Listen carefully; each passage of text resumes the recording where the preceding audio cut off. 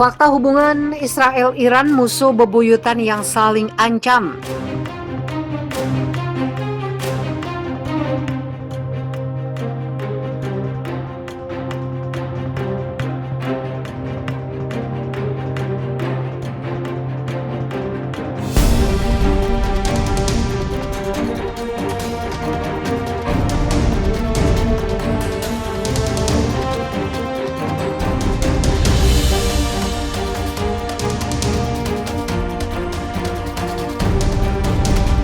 Ketegangan antara Israel dan Iran semakin memanas. Israel baru saja mengumumkan rencana untuk menyerang Iran.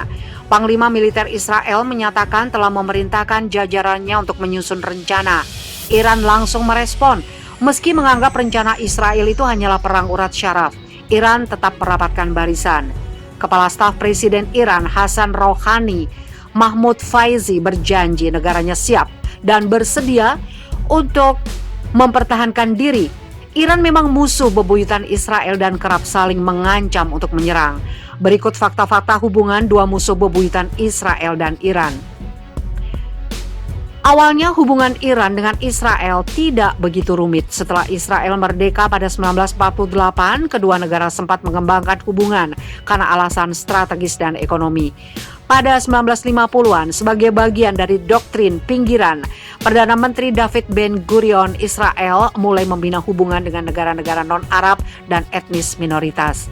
Kedua negara juga memiliki hubungan yang kuat dengan Amerika Serikat dan menentang upaya Soviet untuk mendapatkan pengaruh di wilayah tersebut. Iran menjadi importir terbesar senjata Israel sekaligus mengekspor minyak ke negara tersebut. Israel pun memiliki misi diplomatik di Teheran. Selama 3 dekade antara 1948 sampai 1978, hubungan mereka terjalan baik. Tapi hubungan tiba-tiba pecah setelah monarki digulingkan pada 1979. Rezim teokratis baru Iran memberi Amerika Serikat label sebagai setan besar dan melabeli Israel sebagai setan kecil. Rezim Iran juga meninggalkan Israel dan mendukung perjuangan Palestina. Ketegangan semakin terasa setelah Israel menginvasi Lebanon pada 1982. Saat itu operasi perdamaian untuk Galilea berusaha memaksa sekutu Iran, Organisasi Pembebasan Palestina, keluar dari Lebanon.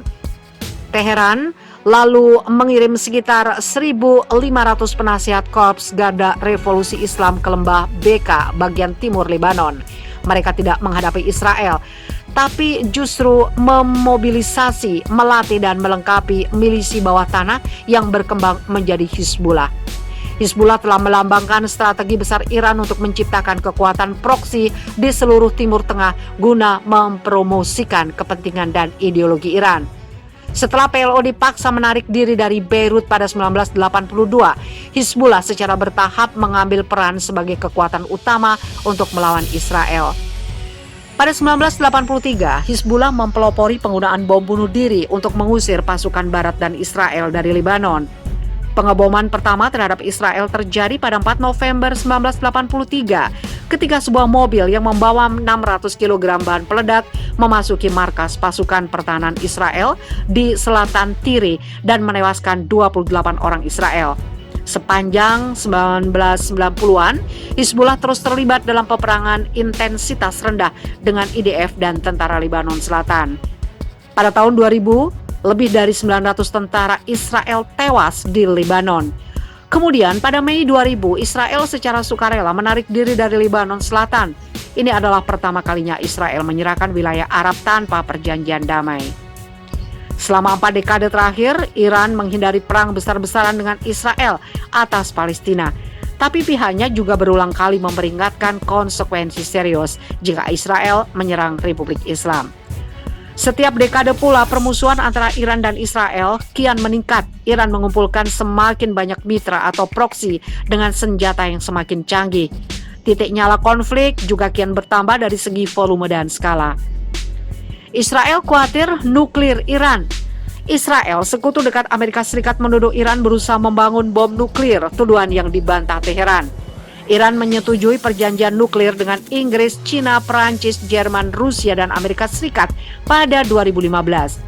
Kesepakatan itu menawarkan keringanan sanksi sebagai imbalan atas perbatasan ambisi nuklir Teheran dan jaminan tidak akan membuat bom atom.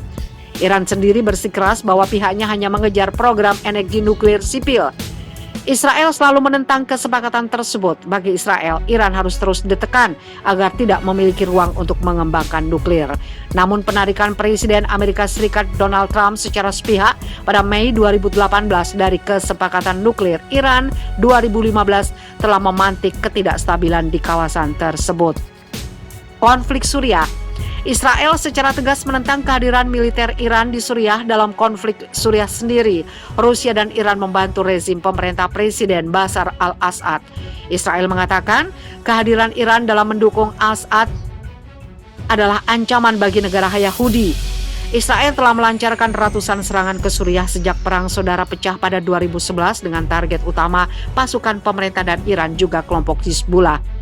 Ancaman ketegangan antara Iran-Israel kembali muncul pertama kali pada Februari lalu. Saat itu Iran mengancam akan menghancurkan Israel jika mereka terus-menerus mengganggu kepentingan Teheran di Suriah dan kawasan Timur Tengah. Ancaman itu muncul menyusul serangan yang diluncurkan pesawat tempur Israel ke sejumlah basis pasukan dan kelompok milisi pendukung Iran di Suriah hingga mengakibatkan 12 orang tewas. Ancaman tersebut lantas langsung disauti oleh Perdana Menteri Israel Benjamin Netanyahu. Dia menyatakan Israel bisa bertindak langsung melawan Iran bukan hanya para sekutunya di Timur Tengah. Kematian ilmuwan nuklir Iran Mohsen Fakhrizadeh kembali menyulut ketegangan antara Teheran dan Israel. Republik Islam menuduh rezim Zionis Israel berada di balik pembunuhan tersebut, sementara Israel menolak berkomentar. Mohsen adalah sosok ilmuwan nuklir sekaligus kepala organisasi penelitian dan inovasi Kementerian Pertahanan Iran yang tewas pada November lalu. Pangkalannya kembali kebobolan, militer Israel dipermalukan lagi. Untuk kedua kalinya dalam seminggu, pangkalan militer Israel diserbu kawanan penyusup. Pelanggaran besar keamanan ini membuat militer negara Yahudi itu malu. Pangkalan Natan di kota Beersheba diserbu para penyusup dengan menggunakan beberapa drone pada hari Kamis 11 Februari 2021. Salah satu serangan drone itu menyebabkan pemadaman listrik di pangkalan tersebut. Laporan tersebut mengatakan bahwa polisi dan pasukan pertahanan Israel atau IDF mengetahui rencana pembobolan di pangkalan tersebut, tetapi tidak mengambil tindakan untuk mencegahnya. Menurut laporan tersebut, para tersangka tidak berhasil mencuri senjata tetapi mereka mengambil peralatan militer lainnya.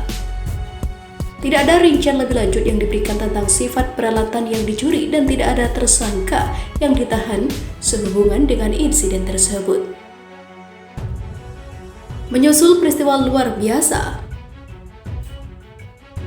peristiwa luar biasa di daerah tersebut, tingkat kesiapan pangkalan segera dinaikkan, termasuk memperkuat target keamanan dan juga pertahanan, kata IDF dalam sebuah pernyataan kepada media tersebut.